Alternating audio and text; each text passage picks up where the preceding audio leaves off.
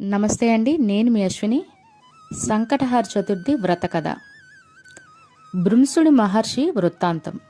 ఒకనాడు ఆకాశమండలంలో పయనిస్తున్న నారద మహర్షికి కుంభీపాక నరకం కనిపించింది. లోపల ఎవరున్నారా అని చూశాడు. అక్కడ భృంసుడి మహర్షి తల్లిదండ్రులు, అతడి పూర్వాశ్రమంలోని భార్య, కుమార్తె కనిపించారు. వాళ్ళంతా నరకయాతన అనుభవిస్తున్నారు. వారి బాధలు చూసి చలించిపోయిన నారదుడు వెంటనే భూలోకానికి వచ్చి అక్కడ తపస్సు చేసుకుంటున్న మహర్షి వద్దకు వెళ్ళి, ఓ మహర్షి, నీ పూర్వాశ్రమంలో భార్య, కూతురు, నీ తల్లిదండ్రులు కుంభీపాక నరకములో దారుణ బాధలకు గురవుతున్నారు. అదేమీ పట్టనట్టు నీవిలా తపస్సు చేసుకోవడం ధర్మం కాదు. వారి బాధలు పోయి సద్గతులు కలగడానికి తగిన పరిహారం చెయ్యి అని చెప్పి వెళ్ళిపోయాడు. నారదుడి మాటలు విన్న భృంశకుడికి ఎంతో ఆవేదన కలిగింది. తన పూర్వాశ్రమ జీవితం గుర్తుకొచ్చింది. వారి సహకారం వల్లే తాను ఈనాడు తపస్వినయ్యాను. ఎలాగైనా వారి బాధలను రూపుమాపాలని సంకల్పించాడు. తన ఇష్టదైవమైన గణపతిని ధ్యానించాడు. పవిత్రమైన జలాన్ని చేత్తో తీసుకుని గతంలో సంకష్టహర గణపతి వ్రతం చేయడం ద్వారా తనకు లభించిన పుణ్యఫలాన్ని తన వారికి దారపోయాలని అనుకుని, ఓ గణనాథ, నేనే గనక నీ దివ్య చతుర్థి వ్రతాన్ని భక్తి శ్రద్ధలతో చేసి ఉంటే నా పితరులు, వారితో పాటు నా భార్య, కుమార్తె నరకలోక బాధల నుండి విముక్తి పొందుదురుగాక అని నీళ్లు విడిచిపెట్టాడు. గజానుడి అనుగ్రహంతో ఆయన చేసిన వ్రతాలలో ఒక పర్యాయం చేసిన వ్రత ఫలితం వల్లే ఆయన పితరులు, భార్య, కుమార్తె అందరూ దేవతా శరీరాల్ని ధరించి దివ్య విమానం ఎక్కి గణేశ లోకానికి చేరుకున్నారు.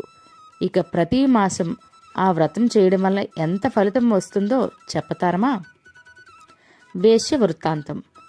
ఒకానొక నాడు ఇంద్రుడు తన విమానంలో ఇంద్రలోకానికి వెళుతుండగా అనేక పాపములు చేసిన ఒకానొక వ్యక్తి ఆకాశంలో పయనించే ఆ విమానంపై దృష్టి సారించాడు. అతని దృష్టి సోకగానే ఆ విమానం చటుక్కున భూమిపై అర్ధాంతరంగా ఆగిపోవడం జరిగింది.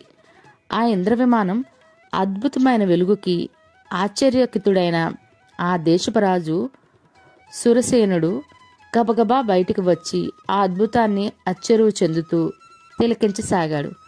ఇంద్రుని చూసి ఎంతో సంతోషానికి లోనైన మహారాజు ఆనందంతో నమస్కరించాడు. అక్కడ విమానం ఎందుకు ఆపినారో కారణం అడిగాడు. అప్పుడు ఇంద్రుడు, ఓ రాజా, మీ రాజ్యంలో పాపాలు అధికంగా చేసిన వ్యక్తి ఎవరిదో దృష్టి సోకి విమానం మార్గమధ్యంలో అర్ధాంతరంగా ఆగింది అని చెప్పాడు. అప్పుడు ఆ రాజు, అయ్యా, మరి మళ్ళీ ఆగిపోయిన విమానం ఎలా బయలుదేరుతుంది అని అడిగాడు వినయంగా. అప్పుడు ఇంద్రుడు, ఇవాళ పంచమి, నిన్న చతుర్థి. నిన్నటి రోజున సాయంత్రం వరకు ఎవరైతే ఉపవాసం చేసి సంకష్టహర గణేష వ్రతం చేశారో వారి పుణ్యఫలాన్ని నాకిస్తే నా విమానం తిరిగి బయలుదేరుతుంది అని చెప్పాడు. సైనికులంతా కలిసి రాజ్యమంతా అన్వేషిస్తూ ఒక్కరైనా నిన్నటి రోజున ఉపవాసం వ్రతం చేసిన వారు కనబడకపోతారా అని తిరిగారు. కానీ దురదృష్టవశాత్తు అలా ఎవ్వరూ దొరకలేదు. అదే సమయంలో ఒక గణేష దూత వచ్చి మరణించిన ఒక వేశ్య మృతదేహాన్ని తీసుకెళ్లడం కనబడింది. సైనికులు వెంటనే ఎన్నో పాపాలు చేసి ఎన్నో జీవితాలు కూల్చిన ఆమెని ఎందుకు గణేష లోకానికి తీసుకువెడుతున్నారని ప్రశ్నించారు. దానికి గణేష దూత, ఈమె నిన్నంతా ఉపవాసం ఉంది, తెలియకుండానే ఏమో తినలేదు, చంద్రోదయం అయిన తర్వాత గణేషునికి నమస్కరించింది. ఆ విధంగా ఆమెకి తెలియకుండానే సంకష్ట చతుర్థి వ్రతం చేసింది. ఈరోజు మరణించింది. తెలిసి చేసినా తెలియక చేసినా ఈ వ్రతంలో ఎంతో ఉన్నత స్థితికి చేరుస్తుంది. ఎవరైనా తమ జీవితకాలంలో ఒక్కసారైనా ఈ వ్రతం చేస్తే వారు గణేష లోకానికి చేరుకోవడం మరణాంతరం తథ్యం అని చెప్పారు. అప్పుడు సైనికులు ఆ స్త్రీ పుణ్యఫలాన్ని తమకిమ్మని గణేష దూతని ఎంతో బ్రతిమాలారు. అలా చేస్తే విమానం తిరిగి బయలుదేరుతుందని చెప్పారు. ఆమె పుణ్యఫలాన్ని వారికివ్వటానికి గణేషుని దూత అంగీకరించనే లేదు. ఈలోపు ఆమె దేహం నుండి వీచిన గాలి ఆ విమానం ఆగిపోయిన చోట వీచి ఇంద్రుని విమానం వెంటనే బయలుదేరింది. తెలియక చేసిన ఆ వ్రతం ఎంతటి ఫలితాన్నిస్తుందో చెప్పే వృత్తాంతం ఇది. కృతవీర్యుని కథ. పూర్వం కృతవీరుడనే మహారాజు ఉండేవాడు. అతడు సకల సద్గుణ సంపన్నుడు, ధర్మాత్ముడు. ఆయన భార్య మహాపతివ్రత, సుగుణవతి. ఆమె కూడా భర్తలాగానే సదాచారాల మీద ప్రీతి కలిగిన ఇల్లాలు. ఆ పుణ్య దంపతులకి ఎంతకాలం గడిచినా సంతానం కలగలేదు.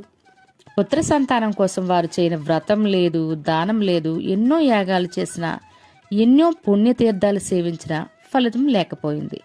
ఎంతో నిరాశ పొందిన కృతవీరుడు ఒకనాడు తన మంత్రులకి రాజ్యభారాన్ని అప్పగించి భార్యతో కలిసి అరణ్యాలకు వెళ్ళిపోయాడు. అక్కడ కఠోర దీక్షతో తపస్సు చేయడం ప్రారంభించాడు. ఇంద్రియ నిగ్రహంతో ఆహారాన్ని వదిలివేసి కేవలం పైనుండి రాలిన ఆకుల్లే భుజిస్తూ తన తపస్సును కొనసాగించాడు. అలా ఎన్నో సంవత్సరాలు గడిచాయి. రాజు శరీరం చిక్కి శల్యమైపోయింది. ఒకనాడు ఆకాశ మార్గంలో సంచరిస్తున్న నారదుడు ఆ రాజు పరిస్థితిని చూచి జాలిపడి పితృలోకానికి వెళ్ళి కృతవీరుడి తండ్రిని కలిశాడు. పుత్ర సంతానం కోసం అతని కొడుకు పడుతున్న బాధలు చెప్పాడు. నారదుడి ద్వారా తన కుమారుడు సంతానలేమితో బాధపడుతున్నాడని తెలుసుకున్న కృతవీరుడి తండ్రి సరాసరి బ్రహ్మలోకానికి వెళ్ళి చతుర్ముఖుడికి నమస్కరించి, ప్రభు, నా కుమారుడు సకల సద్గుణవంతుడు, దానశీలి, ధర్మప్రభువు, ఎన్నో యజ్ఞాల్ని వ్రతాల్ని చేసినవాడు, ప్రజల్ని కన్నబిడ్డల్లా చూసుకునే కరుణామయుడు. అలాంటి నా కుమారుడికి పుత్ర సంతానం కలగపోవడానికి కారణం ఏమిటి?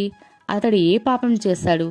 ఏం చేస్తే నా పుత్రుడి పాపం తొలగిపోయి అతడికి సంతాన ప్రాప్తి కలుగుతుంది? దయచేసి చెప్పండి అని దీనంగా ప్రార్థించాడు. అప్పుడు బ్రహ్మదేవుడు కృతవీరుణ్ణి తండ్రితో ఇలా చెప్పాడు. నీ కుమారుడు పూర్వజన్మలో సాముడు అనే పేరు కలవాడు, పరమ దుర్మార్గుడు. ఒకనాడు అతడు ధనకాంక్షతో దారి కాసి బ్రహ్మవేత్తలు సాత్వికులు అయిన 12 మంది బ్రాహ్మణులు చంపి వారి దగ్గరున్న సంపదల్ని, ఆహారాన్ని దోచుకున్నాడు. ఆ రోజంతా సమయం దొరికి ఏమీ తినలేదు. దోచిన ధనంతో సాయంత్రానికి ఇంటికి చేరుకున్నాడు. ఆ రోజు మాఘ బహుళ చతుర్థి.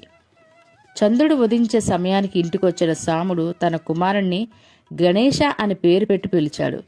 దోచుకొచ్చిన ప్రసాదాన్ని తన కొడుకుతో కలిపి తిన్నాడు. కొన్నాళ్ళకి సాముడు మరణించాడు.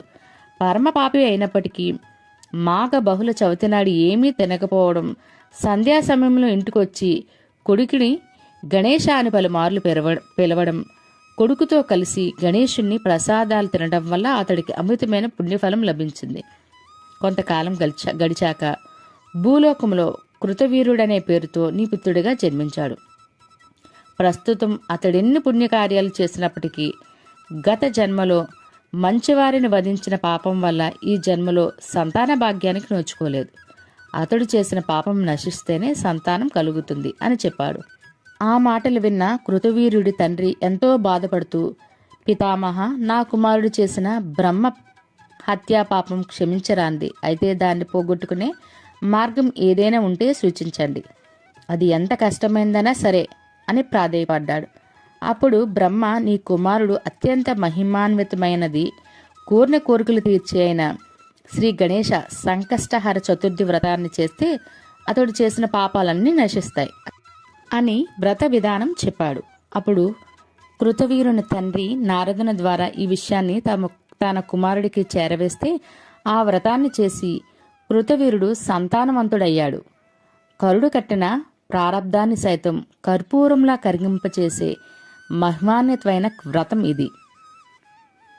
ఈ సంకష్టహర చతుర్థి వ్రత కథ నిగూఢమైన ఆధ్యాత్మిక రహస్యాలతో పాటు సంకష్ట చవితి ఫలితాన్ని తెలియచేస్తున్నాయి.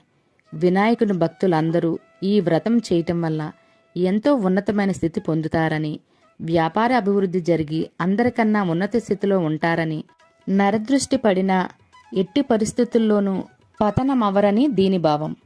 ఈ వ్రతం ఆచరించిన వారు ఎవరైనా జన్మాంతములో గణేశుని లోకానికి వెళ్ళి అక్కడ భగవంతుని ఆశీస్సుల వల్ల ఎంతో ఆనందాన్ని అనుభవిస్తారు. సంకష్టహర చతుర్థి వ్రత కథ సమాప్తం. ఓం శ్రీ గణేశాయ నమః.